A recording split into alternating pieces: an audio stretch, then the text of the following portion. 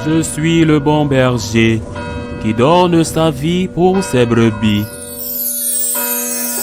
En ce temps-là, Jésus disait à ses disciples, moi je suis la vraie vigne, et mon Père est le vigneron. Tout sarment qui est en moi, mais qui ne porte pas de fruits, mon Père l'enlève.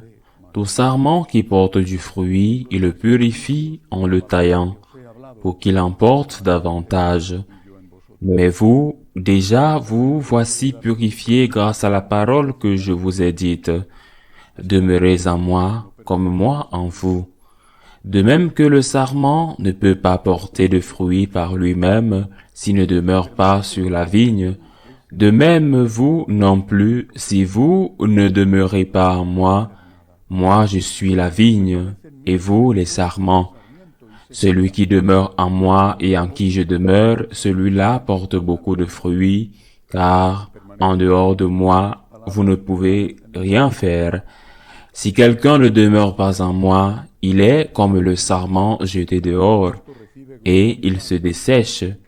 Les sarments secs, on les ramasse, on les jette au feu, et ils brûlent. Si vous demeurez en moi, et que mes paroles demeurent en vous, demandez tout ce que vous voulez, et cela se réalisera pour vous. Ce qui fait la gloire de mon Père, c'est que vous portiez beaucoup de fruits, et que vous soyez pour moi des disciples. Acclamons la parole de Dieu. L'Église célèbre aujourd'hui la fête de Sainte Brigitte de Suède, l'une des saintes patronnes de l'Europe, fondatrice d'une famille religieuse de Monial, les Brigidides. Une femme qui aimait intensement l'Église et qui a quitté sa Suède natale pour vivre avec le pape à Rome. Et aujourd'hui, dans l'Évangile, elle nous parle de l'indispensable nécessité d'être unis au Christ pour porter du fruit. Je suis la vigne, dit Jésus. Vous n'êtes pas la vigne, je suis la vigne, vous êtes les sarments.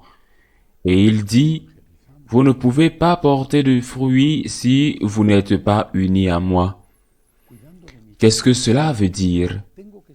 Que si je veux porter du fruit en évangélisant, en faisant le bien, en m'occupant de ma famille, il faut que je sois uni au Christ.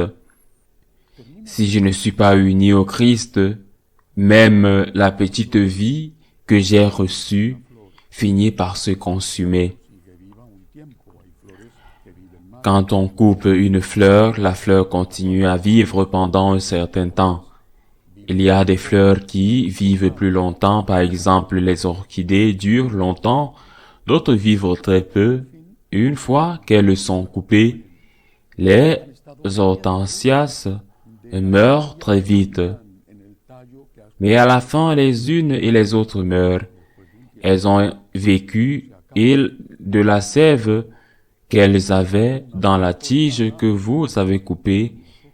Au bout d'un moment, cela s'arrête et elles meurent. À la fin, une fleur coupée est un beau cadavre. Elle ne peut pas porter de fruits. Elle ne peut pas continuer à vivre. Elle peut être belle, mais c'est un cadavre. Et c'est ce qui nous arrive quand nous nous séparons du Christ. Nous devenons peut-être le beau cadavre.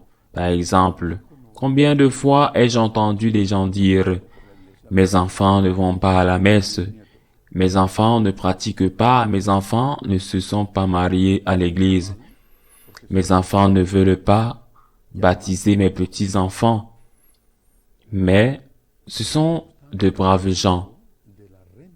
Dieu merci, parce que ce serait pire de dire, et en plus, ils sont mauvais, mais ils vivent de la rente. C'est comme la fleur coupée. Ils vivent de la sève qu'ils ont encore dans la tige de l'époque où ils étaient dans cette famille catholique, qui étaient peut-être des enfants pieux, ou même des adolescents pieux qui, à un moment donné, ont eu l'idée d'entrer au séminaire, ou au couvent. Mais cela a été interrompu et ils ont encore, ce sont de bonnes personnes, de bons travailleurs. Ils ont réussi dans leur profession, pas tous, mais bien beaucoup. Ils sont même de bons maris, de bonnes épouses. Ils sont de bons parents. Ils vivent des loyers. Et la génération suivante, peut-être auront-ils encore quelque chose, mais de moins en moins. Nous devons nous efforcer d'être nous-mêmes unis au Christ, car sans cette union avec le Christ, nous ne pouvons pas évangéliser. Si nous sommes bons, peut-être que nos enfants seront médiocres. Si nous sommes médiocres, nos enfants seront mauvais. Si nous sommes saints, nos enfants seront probablement bons ou même saints. Comment devons-nous nous unir au Christ? Par la prière, par les sacrements. Et bien sûr, en essayant de mener une vie aussi cohérente que possible avec la foi que nous professons. Par la prière,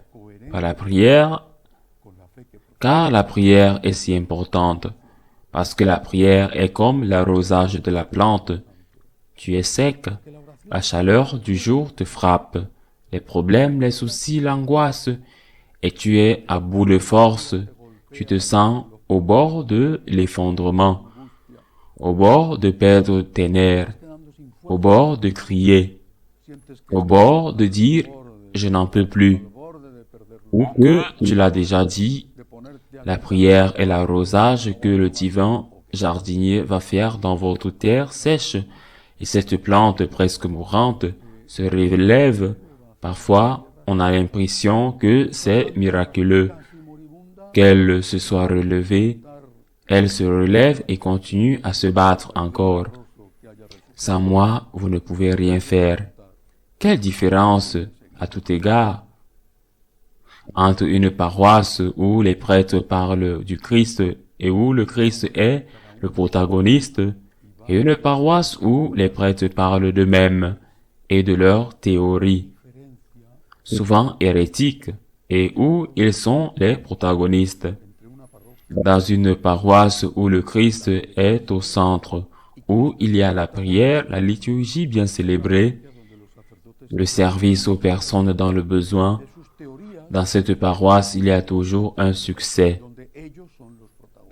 Toujours, dans les autres paroisses, elles sont moribondes. Économiquement, elles ne se maintiennent pas.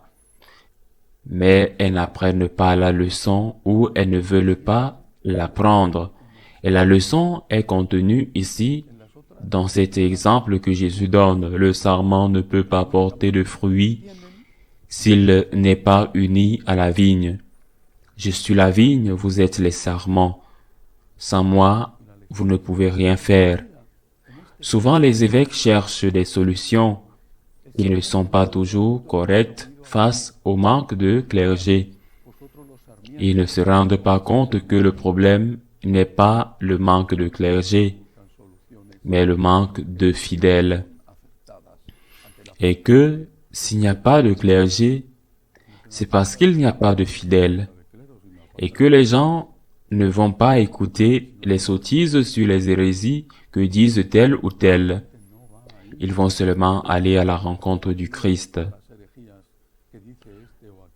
Plus d'union avec le Christ, plus de confiance dans le Christ, et comme l'a dit le Seigneur, cherchez le royaume de Dieu et sa justice, et le royaume vous sera donné par surcroît. Ainsi soit-il.